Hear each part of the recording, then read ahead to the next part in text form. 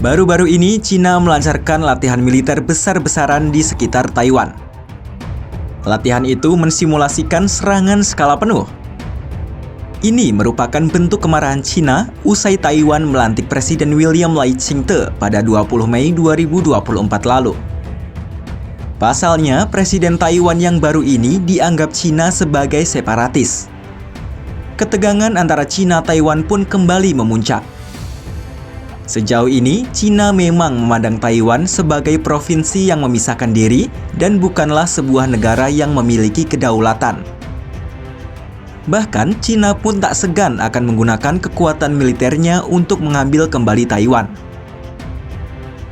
Pernyataan terbaru muncul dari Menteri Pertahanan Cina, Dong Jun, pada konferensi dialog Shangri-La di Singapura, Minggu 2 Juni 2024.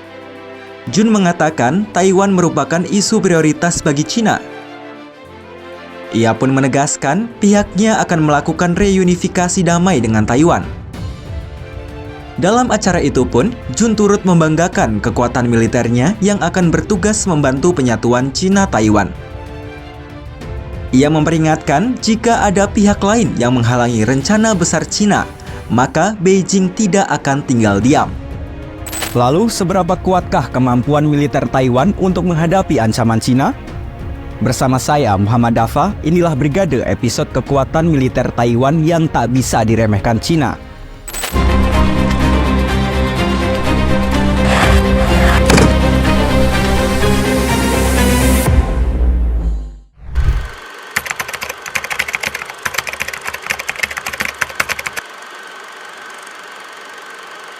Beijing telah memperingatkan bahwa kemenangan Lai dalam pemilu Taiwan akan kembali memanaskan ketegangan dan konflik antara Cina dan Taiwan. Namun, peringatan itu diabaikan dan pada akhirnya Lai menang dan mengembalikan Partai Progresif Demokratik atau DPP ke tampuk kekuasaan untuk periode yang ketiga. Pidato Lai saat inaugurasi juga dinilai semakin membuat hubungan Cina-Taiwan semakin memburuk. Dalam pidatonya, ia menyebutkan bahwa era kejayaan demokrasi Taiwan telah tiba dan meminta Beijing untuk menghentikan intimidasi terhadap Taiwan dan menghormati keputusan Taiwan untuk menentukan nasib mereka sendiri.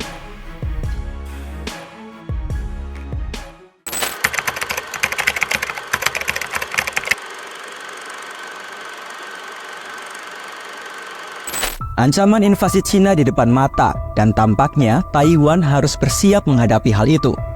Taiwan, negara dengan wilayah pulau ini, tidak bisa diremehkan kekuatan militernya. Justru Taiwan diuntungkan dengan letak geografis yang strategis. Cina butuh biaya yang sangat besar untuk menembus Taipei karena hanya ada sedikit jalur untuk menuju kota itu. Sebab, Taipei dikelilingi gunung yang dapat dimanfaatkan untuk menyerang pasukan Cina. Selain itu, untuk menghalangi Cina memasuki Taipei, bisa saja Taiwan menghancurkan pelabuhan utama, terowongan, hingga jalan raya. Sementara, jika Cina memutuskan untuk menginvasi Taiwan melalui jalur laut, diprediksi serangan itu hanya akan bisa bertahan selama beberapa bulan dalam setahun. Hal ini karena Cina harus melalui Selat Taiwan yang terkenal sangat berombak akibat cuaca ekstrim. Selain itu, tak ada pendaratan kapal yang aman di Taiwan, sehingga Cina dinilai harus putar otak untuk melakukan invasi. Taiwan dikabarkan terus meningkatkan anggaran pertahanan selama beberapa tahun terakhir. Di bawah kepemimpinan Presiden terdahulu, Tsai Ing-wen, pengeluaran pertahanan meningkat hampir 5% per tahun. Dan kekuatan militer negara ini pun menurut Global Firepower menduduki ranking ke-24 di dunia. Taiwan pun kini tengah menerapkan pendekatan asimetris untuk mempertahankan diri dari Cina. Pendekatan ini mereka sebut sebagai strategi landak, yang melibatkan penggunaan senjata yang lebih kecil namun efektif menguras kekuatan pihak yang menginvasi. Senjata-senjata itu diantaranya seperti drone, CDCM, kapal serangan cepat dan kapal rudal miniatur, ranjau laut, dan kapal penebar ranjau.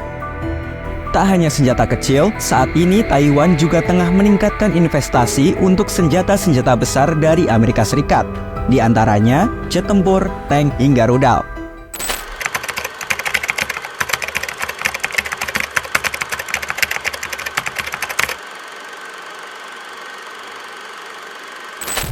kabar soal rencana Cina untuk menyerang Taiwan pada 2027 mendatang berembus kencang. Kabar ini datang dari salah satu intelijen AS. Menurutnya, Cina telah menginstruksikan militernya untuk siap menyerang Taiwan pada 2027. Presiden Cina Xi Jinping telah berulang kali berjanji akan mengembalikan Taiwan menjadi bagian Beijing selama ia berkuasa. Xi pun mengatakan bahwa masalah-masalah ini tidak dapat diwariskan ke generasi penerusnya. Di sisi lain, Direktur CIA William Burns menyarankan agar AS menanggapi rencana Cina dengan serius.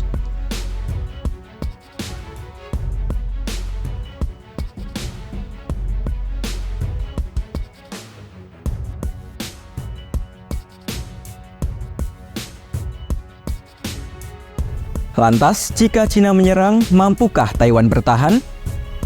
Menteri Luar Negeri Taiwan, Joseph Wu pun merespons saran dari Burns.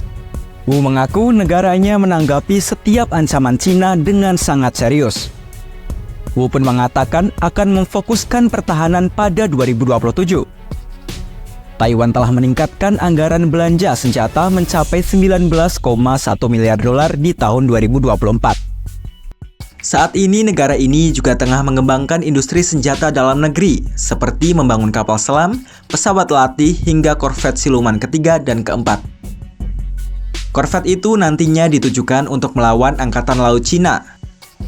Ini merupakan sejumlah strategi perang asimetris di mana kekuatan kecil melawan musuh yang lebih besar dengan menggunakan taktik dan persenjataan modern. Cina dan Taiwan memang kerap bersitegang. Namun kali ini, ancaman invasi Cina mulai ditanggapi serius oleh Taiwan. Kendati ambisi Cina mengontrol Taiwan secara menyeluruh begitu kuat, namun ahli menilai perang dengan negara ini bisa sangat rumit bahkan memerlukan biaya yang besar. Hanya sedikit jalan tersedia untuk memasuki wilayah Taipei, ibu kota Taiwan. Taipei juga dikelilingi oleh pegunungan yang pasukan Taiwan dapat manfaatkan untuk menyerang pasukan Cina. Untuk mencegah pasukan Cina memasuki Taipei, Taiwan juga mungkin saja akan menghancurkan pelabuhan utama, terowongan, dan jalan raya. Upaya ini dapat dilakukan Taiwan demi mempersulit operasi militer Cina. Lalu bagaimana ujung dari pertikaian antara Cina dan Taiwan ini? Apakah akan terjadi reunifikasi atau justru kedua negara ini akan tetap berdiri sendiri-sendiri? Tulis pendapat kamu di kolom komentar ya. Saya Muhammad Dafa pamit, sampai jumpa di Brigade episode selanjutnya. Hanya di youtube kompas.com, jernih melihat dunia.